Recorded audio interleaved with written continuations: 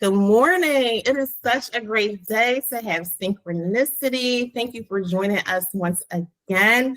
I am so excited for our next guest. We have Alicia and Asia, founders of Hood Healers. They are bringing yoga practices to a neighborhood near us. Good morning, ladies. How are you today?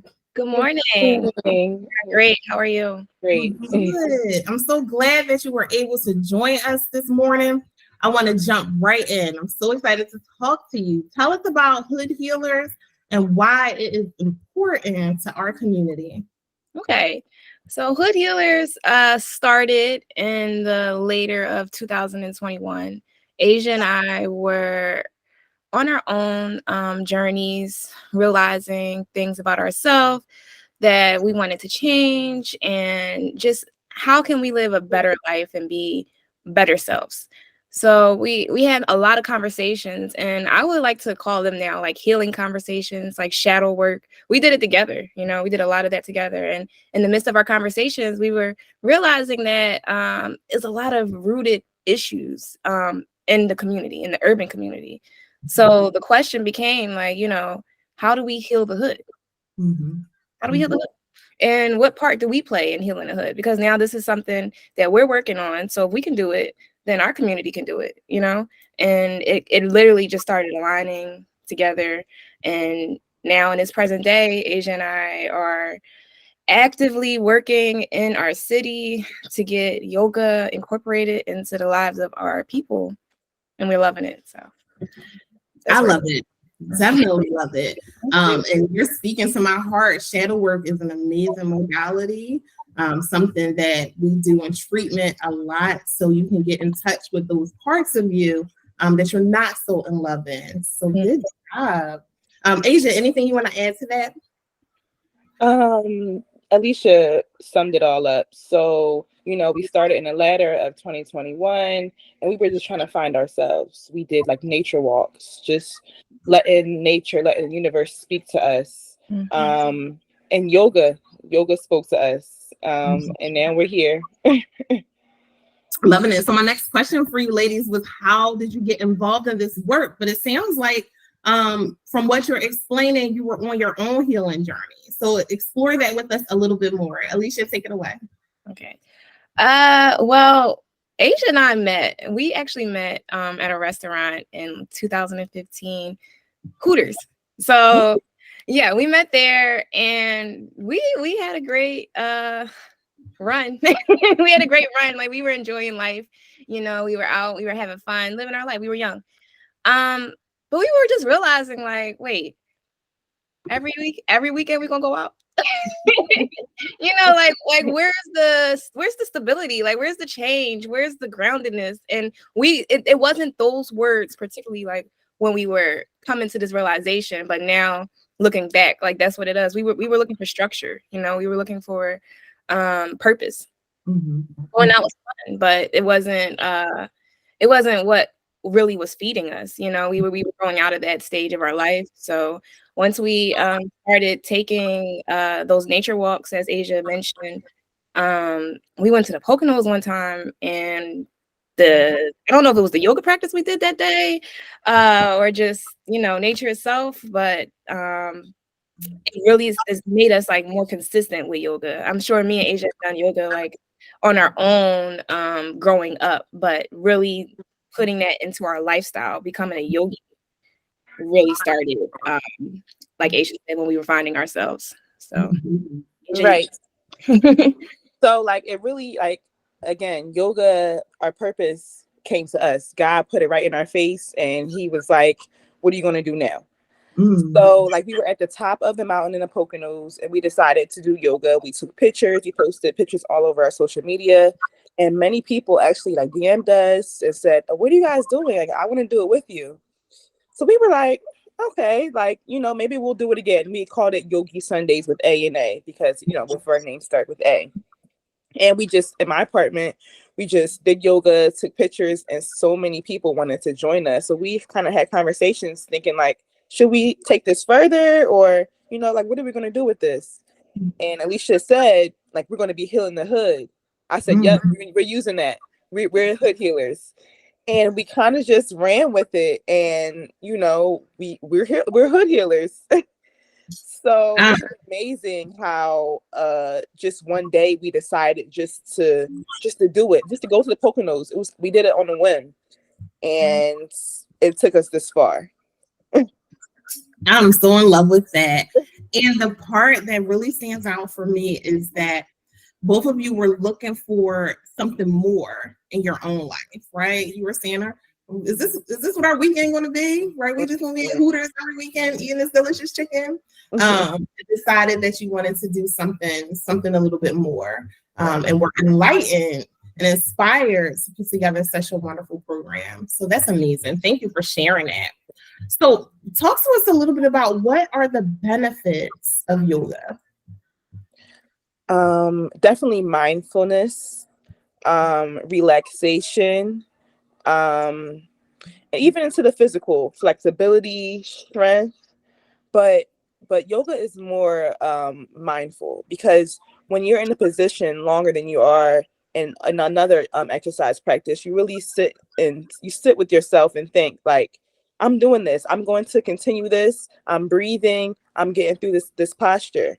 It's really about talking to yourself and realizing what you're doing right now at that moment, and making that a part of your daily practice as well. So it starts on the mat and it trickles into your everyday life. So I believe mindfulness is so important with yoga. Like, you really learn yourself, and it becomes a part of you now. So mindfulness, and with the physical strength and flexibility, for sure. Yeah, really good. Thank you, Asia. Alicia, would you add anything to that? No, I think Asia summed it up perfectly. Asia, I just want to ask you, what sitting with yourself, what would you think that's like?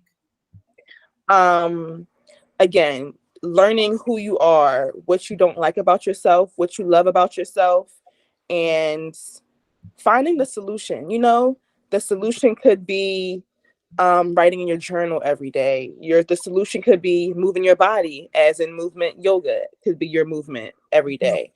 But it's really learning who you are and what could you be better at? What could you become better? What could you do daily that can be a step to becoming who you truly want to be? Really good. Thank you for that. I want to ask you, ladies, why do you think that yoga, stress reduction techniques, holistic techniques are not practiced more in the Black and Brown community? Go ahead. Okay. I feel like as Black and Brown people, we sometimes don't feel like peaceful living is for us. It's so much trauma, so much negativity that we are dealt with on our daily lives, that we only see people that are happy, people that live a peaceful life on movies, and they don't look like us,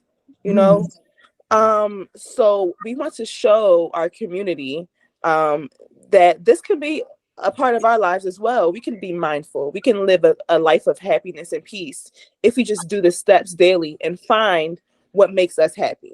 Don't do what you see what everyone else is doing or what everyone else tells you that you should be doing. What makes you happy? And once you find that, life becomes so much better. So definitely just finding what is for you, and what's for us is yoga. Yes. Really good. What about you, Alicia? Anything to add? Sure.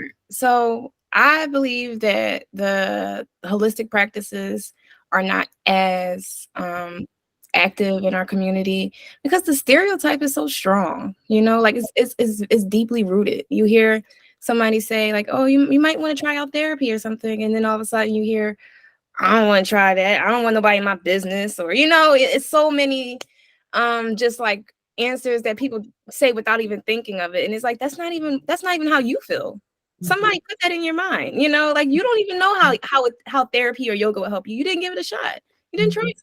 So it's just really about, like Asia's saying, like what makes you happy? Like learn more about yourself. You can't do that if we're sticking to the same limiting beliefs that we didn't even put for ourselves. Somebody put it on there for us, So it's like for us, we have to set an example showing like, here, these are black women doing yoga. If we can do it, do it, you know, and as like yourself, you know, you're a Black therapist. So it's like everybody needs help. Everybody needs healing. It doesn't have to be one way. We don't all have to gather in church on Sunday. It's a way to help for sure, but it's not the only way. Right. So I think it just needs to be more exposed to our community right now.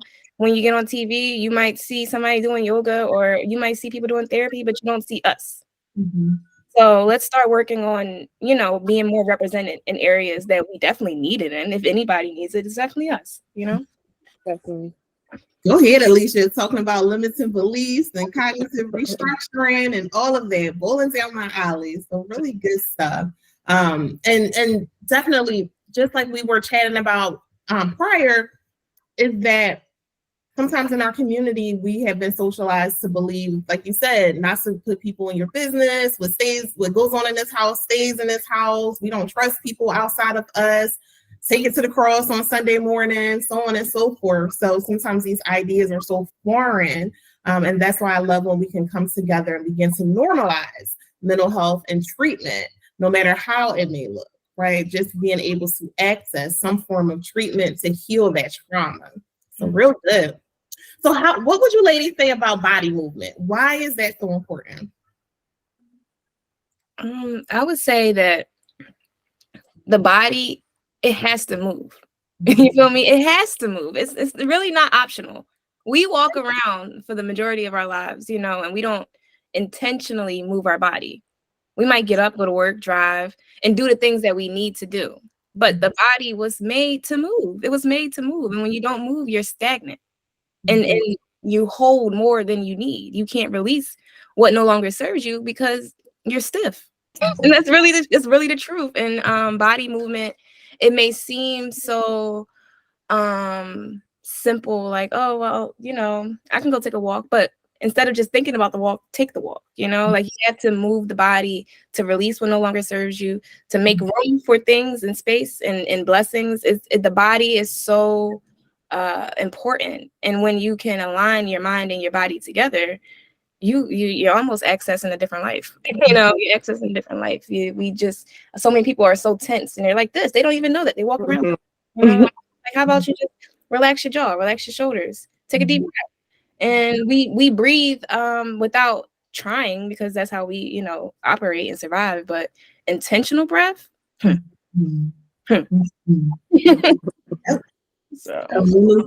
really good. Either would you add anything? Yes. We are energetic beings, you know. So from trauma to happiness is all stored in our body. And if we don't move, if we don't take a walk, if we don't do yoga, if we don't just get up, like people sit on the couch and watch TV all day long and wonder why they're not happy. They're getting all the energy from what's going on the TV. The TV is, I wouldn't say TV is terrible, but TV, there's so much like negatives that we watch daily, and we don't realize how much of that is stored in our body because we become it, especially if you watch the reality shows daily, weekly. So to get up, move your body. A lot of that trauma that's stored in our body gets released out, and you get to really put what you want in your body. And what I mean by that is put what you want in your body is the positivity, what you want to become. You know, like as being energetic beings, we really have to be conscious of what we absorb, the people that we're around, of the things that we watch. You know, all that is very, very important. So being more conscious of what we do on a daily, we can really help ourselves become who we truly want to be. Sorry. Really good stuff. Good stuff. And so playing off of that, when you think about daily practices, some individuals use affirmations. Would you say affirmations are helpful? Why or why not? Affirmations are certainly helpful. They are so helpful because the same way that limited belief was put onto you without, you know, really accepting it for what it was, you accepted it by default, you know, and you didn't know that was a limiting belief that was put upon you. But affirmations are are forms of belief systems, you know? So as the more that you affirm, the more it sticks. And now it becomes familiar. Now your subconscious can really soak into your affirmations and portray it to be true. The affirmation is a process.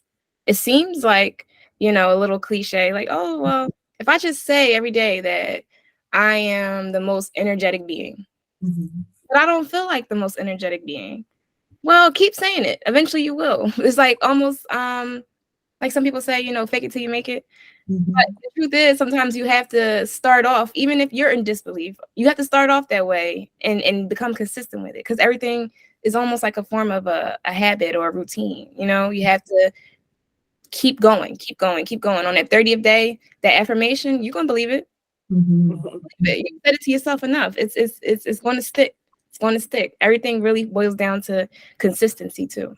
So affirmations are very, very helpful. It's just the hard part, in my opinion, is the beginning of the affirmation. Right. Don't believe it when you don't believe yourself. But if you keep saying it, and the more you believe in yourself, the more it's going to stick to you. And then you might hear the affirmation from somebody else, but you've been saying it to yourself so much, like, who said something about me? You know what I mean? So I believe that affirmations are helpful. Asia, what about you?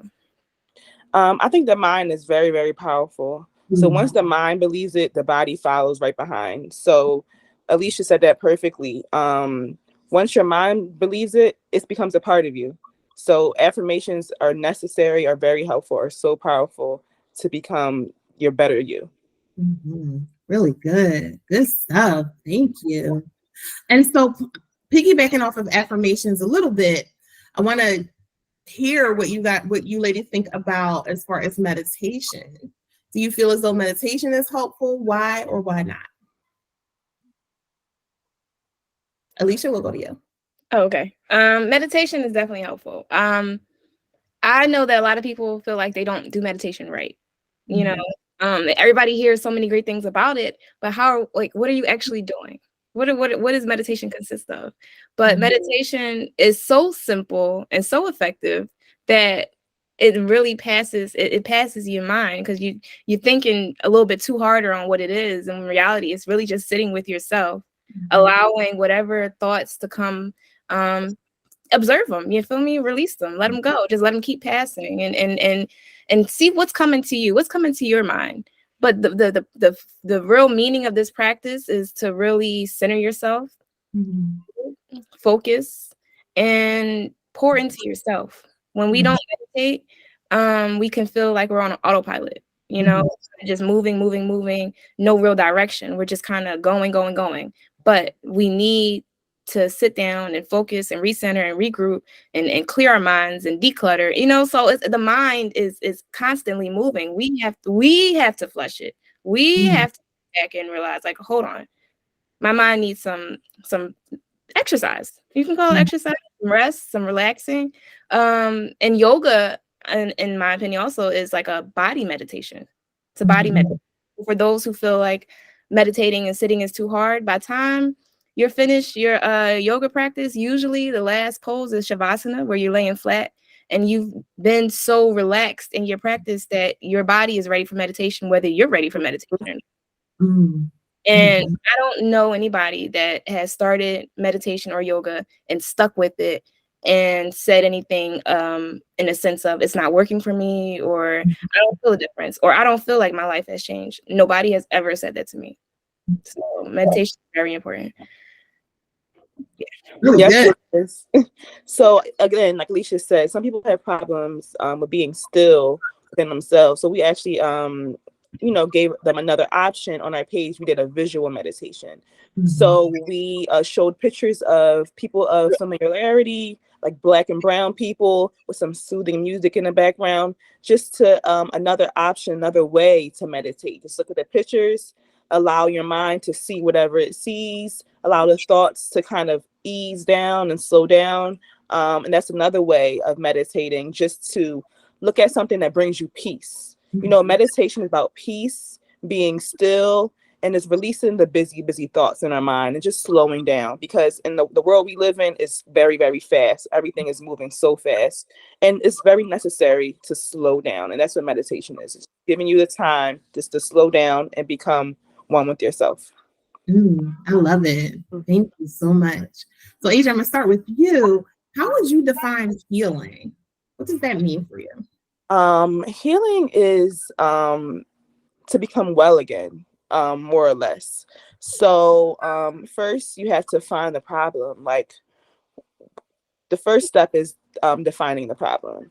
Once you define the problem, you, in your best way, the healthiest way, find a solution. Like, what can I do daily to help me become well again? What can I do to help me feel better about this situation that at a certain time I wasn't feeling too good about myself? So it's really about day to day doing something to make you feel better. It could be as small as paying for the person behind you their meal. You feel great about yourself for the whole day because you made someone else feel good. So it's just becoming well again. I love that definition. Alicia, what would you say? How would you define healing? I was started with similar to what Asia said, recognizing the problems first. We can't heal if we don't know what's wrong. Because if that's the case, we're thinking everything's great. What are we healing? We don't fix what isn't broken, right? So when you can recognize and identify, like, there's problems within me, I'm not responding to these situations as good as I could, or I'm not. And when you realize, like, I'm not really being my best self, like, there's a version of me that's out there that's way better or a little bit better than what I am. So healing is, how can I be better than the person I was yesterday?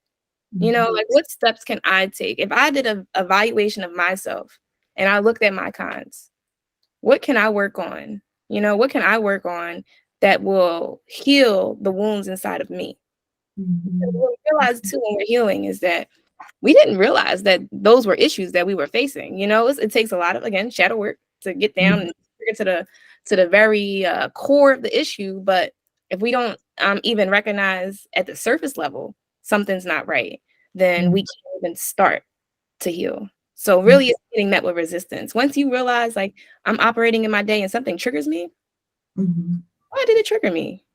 That's the start of healing. Why am I triggered by this situation? What do I do to deal with this better the next time I'm faced with it? Good stuff. You guys, you ladies just warm my soul. I love this conversation. So outside of yoga, what stress reduction techniques do you currently utilize? Asia, I will start with you. Outside of yoga, what stress reduction techniques? What's your go-to? Well, this is still yoga, but breathing, intentional breath, just slowing down your breathing. Sometimes I might get agitated or something might just bother me. I'll just slow down and just breathe. And then I realize I can handle that a lot better. Being conscious that the situation may not be that serious. I feel like people are just moving so fast. They're so quick to react. People have to just slow down. It's hard because the world we live in is moving so fast. But I feel like as a unit, as a community, if we just slow down, we'll be more conscious of how we react to things, how we even see things. Are we seeing it with goggles that society tells us to see things? Or are we really seeing it the way that we, your real you sees that situation? Just slow down. Breathing. Yep, this is breath. Breath. One breath at a time. Yes. Really good. Alicia, what about you? It depends on the situation. After I take my deep breaths, depends on how I feel. I might need to spend some time isolated. I need to spend some time in nature or just regroup, recharge. That definitely helps me with stress. Sometimes I don't need to be around anybody. I need to just kind of let everything flow out of me. So by the time I come back, I'm my best self again. But the opposite of that is sometimes I need to be where the love is at, So that's definitely always a stress reduction technique. Go where the love is at. Go where you can get a genuine laugh. Somebody can make you smile. Somebody can make you feel good. And that's usually but not limited to your family and friends, you know? Really good. Really, really good. So in our time together, we learned about hood healers. We learned about yoga, how you ladies formed this organization. We learned about the power of meditation and the breath and what stress reduction techniques you currently utilize outside of yoga. What else? What else haven't you shared with us today that you would like us to know? How can we find you? Now is the time to give us all of it.